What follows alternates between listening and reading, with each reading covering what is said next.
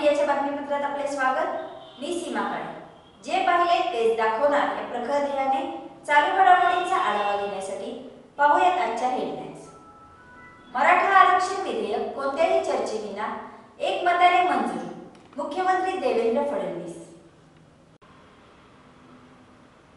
मराठा आरक्षण मिळावे यासाठी संपूर्ण महाराष्ट्र राज्य आक्रमक झाले होते।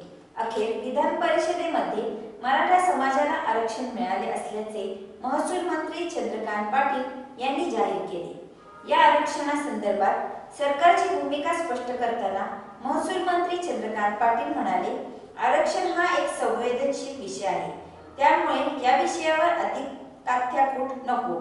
मराठा आरक्षणाबाबत मागासवर्ग आयोगाने केलेल्या सर्व शिफारशी सरकारने स्वीकारल्या आहेत, म्हणून आज सर्व मागण्या मान्य झाल्या असून आज सांगलीमध्ये छत्रपती शिवरायांच्या पुतळ्यासमोर आनंद व्यक्त करण्यात आला।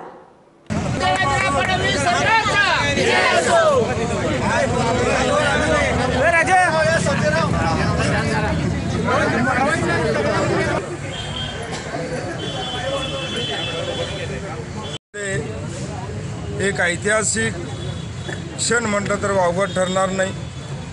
त्या सकल मराठा मोर्चाने 58 ऐतिहासिक मोर्चे काढून या समाजावर मोठा अन्याय होतो ही भूमिका संपूर्ण देशाला कळवण्यात यशस्वी झाली। असं हे ऐतिहासिक आरक्षण आज भारतीय जनता पार्टीनं या समाजाला देऊन जो दिलेला शब्द होता तो पूर्ण केला। 20 वर्षाची मराठा समाजाची मागणी होती।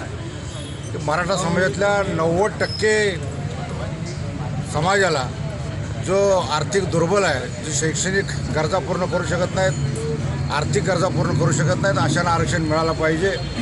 मी भाजपच्या नेतृत्वाखाली असलेल्या देवेंद्र फडणवीस सरकारांचं मराठा समाजाच्या वतीनं आभार मानतो की त्यांनी एवढा मोठा निर्णय तोही सर्व घटकांना बरोबर घेऊन कुठल्याही आरक्षणाला त्याचा धक्का न लावता 52% पूर्वीचं जे आरक्षण आहे तसं अबाधित ठेवून 16% आरक्षण या ठिकाणी दिलं।